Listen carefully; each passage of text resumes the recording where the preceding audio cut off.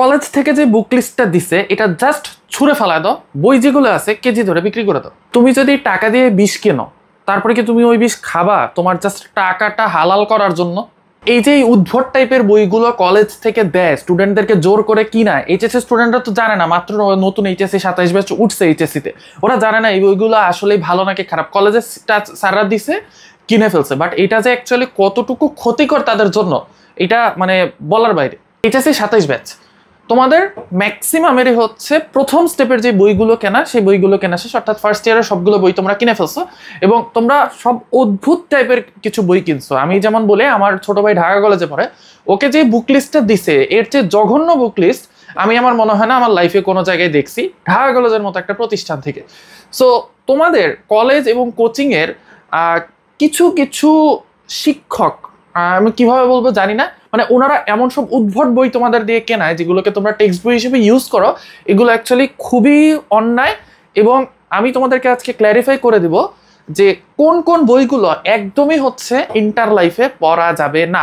So তোমরা যদি এরকম প্রত্যেকটা সাবজেক্টের প্রত্যেকটা টপিকের গাইডলাইনমূলক ভিডিও চাও, মোটিভেশনমূলক ভিডিও চাও, তাহলে অবশ্যই এই ভিডিওটার কমেন্ট বক্সে কমেন্ট করো নেক্সট ভিডিও এবং এই ভিডিওটা শেয়ার করে দাও।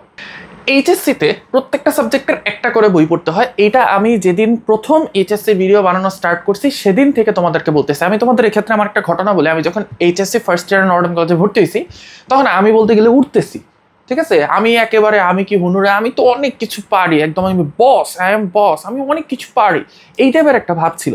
সো তখন নর্ডন কলেজের স্টুডেন্টদের একটা টেন্ডেন্সি আছে বাজারের যত বই আছে সবগুলোতে এরা মুখ দেয়। সো আমার অ্যাকচুয়ালি মুখ দেওয়ার না, আমার ওইগুলোর বাসায় নিয়ে আসার টেন্ডেন্সি ছিল। আমি বাজারের যত বই আছে সব বই হচ্ছে কিনে নিয়ে বাসায় চলে আসতাম। যেমন আমি বায়োলজির ক্ষেত্রে বলি, বায়োলজির ক্ষেত্রে আমার নর্ডন কলেজের নাদিরা ম্যাডামের বই ছিল, মাজেদা বেগম ম্যাডামের বই ছিল, দেন হচ্ছে তোমার লেকচারের একটা বায়োলজি বই আছে, আমি জানি না রাইটারের নাম আমার মনে আসতেছে না, সরি, ওনার বই ছিল, আজমল স্যারের বই ছিল, আব্দুল আলিম স্যারের বই ছিল, দেন হচ্ছে তোমার আরও একজনের বই আছে, স্যারের নামটা আমি ভুলে গেছি, বোটানি বইটা ওনার অনেক ফেমাস, ওনারও বই ছিল, মানে বায়োলজি সাবজেক্টেরই আমার 7-8টা রাইটারের বই ছিল। ফিজিক্সের ক্ষেত্রে তো আরও বেশি, ফিজিক্সে Ishak sir, Tapan sir, Tofazzal sir, Gias sir, Ronigopal Chandra sir, আরও অনেক বই। কেমিস্ট্রির ক্ষেত্রে Hazari sir, Guha sir, Kabir sir তো মাস্ট, এটা তো থাকবেই, স্বপন কুমার মিস্ত্রি স্যার, বিপ্লব কুমার সরকার স্যার, আরও নানান টিচারের বই ছিল আমার। এই বইগুলা যখন আমি হচ্ছে ফার্স্ট ইয়ারে অনেক পণ্ডিতি করে পড়া শুরু করছি, দেখা গেছে ফার্স্ট ইয়ারের পরে আমার পাশ নিয়ে টানাটানি শুরু হয়ে গেছে, মানে আমি কলেজের পরীক্ষা পাশ করতে পারতেছি না।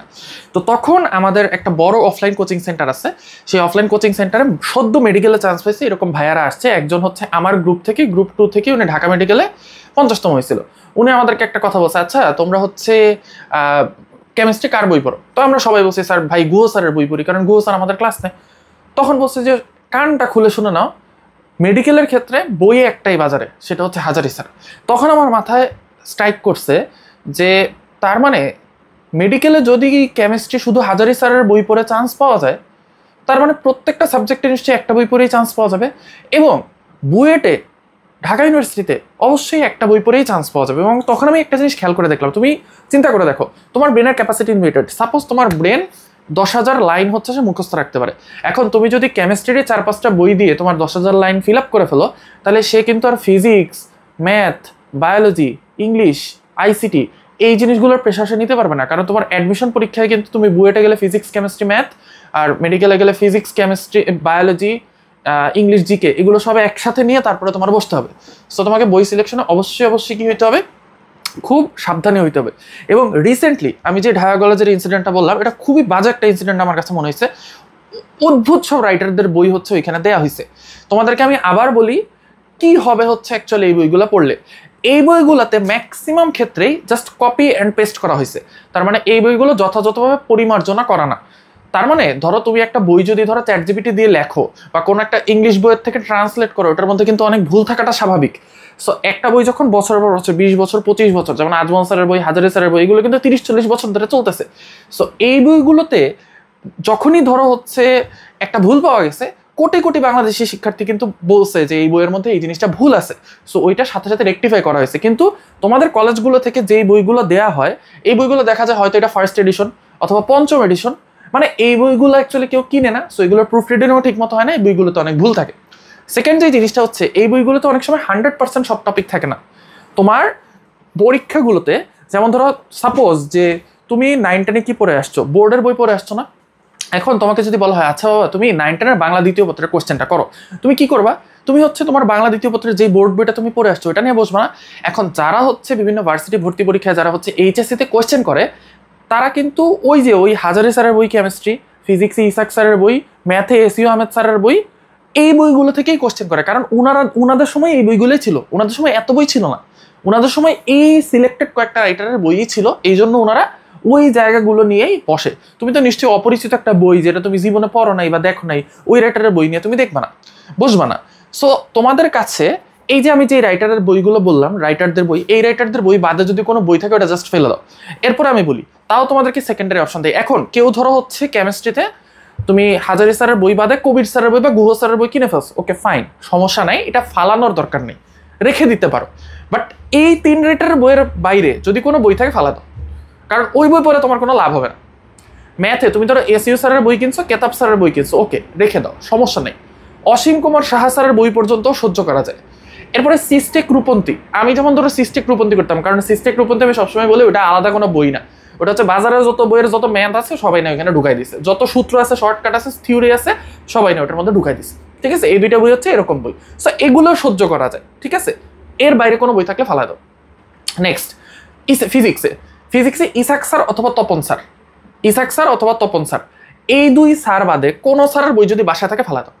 কারণ তফাজ্জল স্যার, গিয়াস স্যার, ওনাদের বইগুলো এখন আপ টু ডেট না, এগুলো অনেক আগের বই, এগুলোর মধ্যে সব টপিক নাই। প্রামাণিক স্যারের বইটা ভালো করার ট্রাই করছে, বাট এটা চলে না দেখে হচ্ছে এখান থেকে স্যাররা তেমন কোয়েশ্চেন করে না। সো ইসাক স্যার বা তপন স্যারের বই বাদে বাকি বই ফিজিক্সের ফেলে দাও। দেন আসো হচ্ছে আর বাকি আছে বায়োলজির ক্ষেত্রে এইটাতে মানে কোনো ডিবেট নাই অ্যাকচুয়ালি। সেকেন্ড পেপারে আজমল স্যার, ফার্স্ট পেপারে হচ্ছে আবুল হাসান স্যার।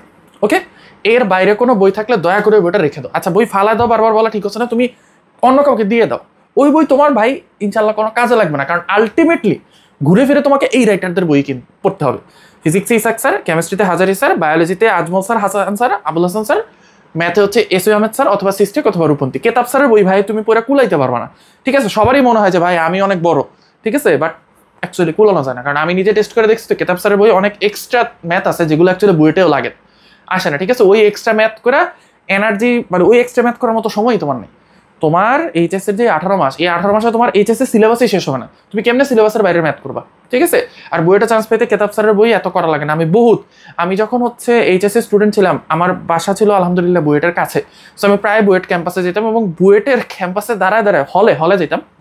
হলে গিয়ে 2-1 ভাই যে বেরোইতো না একলা, সবার সামনে গিয়ে জিজ্ঞেস করতে লজ্জা লাগতো। 2-1 ভাই যখন একলা বেরোইতো তখন আস্তে করে গিয়ে ভাইরে জিজ্ঞেস করতাম, ভাই আসসালামু আলাইকুম, ভাই আপনি তো বুয়েটে চান্স পাইছেন, ভাই আপনার মানে পজিশন কত ছিল, আর ভাই হচ্ছে আপনি কিভাবে হচ্ছে পড়াশোনা করছেন এবং কি বই নিয়ে পড়াশোনা করছেন, আপনি কি ভাই কেতাব স্যারের বই পড়ছেন কিনা। আমি এরকম বুয়েটের প্রচুর স্টুডেন্টকে জিজ্ঞাসা করছি, আমার সিনিয়র ব্যাচ যারা হচ্ছে 16, 17, 18, 19 ব্যাচ বুয়েটের আছেন, ওনাদেরকে আমি জিজ্ঞাসা করছি। সো ওনারা অনেকেই পাইছি, আমি অনেকেই এসইউ স্যারের বই পড়ে বুয়েটে চান্স পাইছে। ঠিক আছে, সো আমি তোমাকে আরো বাড়াই দিচ্ছি, তুমি সিস্টেক পড়ো, রূপন্তী পড়ো, নো ইস্যুস, বাট এর বাইরের কোনো বই পড়ো না। ঠিক আছে, সো আই গেস যে হচ্ছে ফিজিক্স, কেমিস্ট্রি, ম্যাথ, বায়োলজির জন্য তোমাদের এই কনসেপ্ট মানে কনফিউশনটা ক্লিয়ার হয়েছে যে কোন কোন বইগুলো হচ্ছে পড়া যাবে না। ওই অক্ষরপত্রের বই, দেন হচ্ছে কাজল ব্রাদার্সের বই, লেকচারের বই, ভাই এগুলো বিজনেস। এগুলো আমি বলি আমার নিজের ফার্স্ট হ্যান্ড কিছু অভিজ্ঞতা আছে, তো অনেক সময় প্রকাশনগুলো কি করে আমি জানি না এটা কতটুকু সত্য বা কত পার্সেন্ট টিচার এরকম করেন, বাট আমি এরকম শুনছি যে মানে একটা পার্সেন্টেজ দেওয়া হয় যে এই বইটা যদি এই কলেজে সেল করা হয়, যেমন ধর একটা কলেজে 1000 স্টুডেন্ট, সো কলেজ থেকে যদি বলে দেয় যে এই বইটাই কিনতে হবে, অ্যাকচুয়ালি কিন্তু কলেজ এটা বাধ্য করতে কোনোভাবেই পারে না, কোনো রুলসেই পারে না, কারণ স্টুডেন্ট কোন বই পড়বে এটা তার ইচ্ছা।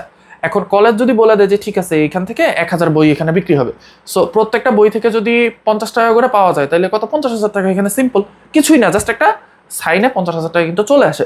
সো এটা আমি জানি না কতটুকু ট্রু, বাট অনার্সের ক্ষেত্রে আমি ফার্স্ট হ্যান্ড দেখছি যে এরকম বিভিন্ন কলেজের সাথে পাবলিকেশনগুলো চুক্তি করে, যে এটা অবশ্য সরকারি কলেজগুলোতে দেখছি যে এই বইটা সেল করে দিলে আপনাকে এত পার্সেন্ট দিব বা এত টাকা দিব। ঠিক আছে, সো তখন অনেকে বলে যে ঠিক আছে তাহলে তোমরা কিনো। সো এই জিনিসটার ফাঁদে কখনো পড়বা না। পুরো বাংলাদেশে যে বইগুলো চলে, ম্যাক্সিমাম বুয়েট, মেডিকেল, ঢাকা ইউনিভার্সিটির টিচার এবং স্টুডেন্ট যেই বইগুলো পড়ে বুয়েটিয়ান, ঢাবিয়ান, মেডিকেলিয়ান হয়েছে, তুমি সেই বইগুলো হচ্ছে ইনশাআল্লাহ পড়বা। সো তোমরা যদি আরও এরকম এইচএসের গাইডলাইন মোটিভেশনের ভিডিও চাও, কমেন্ট বক্সে ইন্টারেস্টেড লেখো এবং এই ভিডিওটা শেয়ার করে দাও।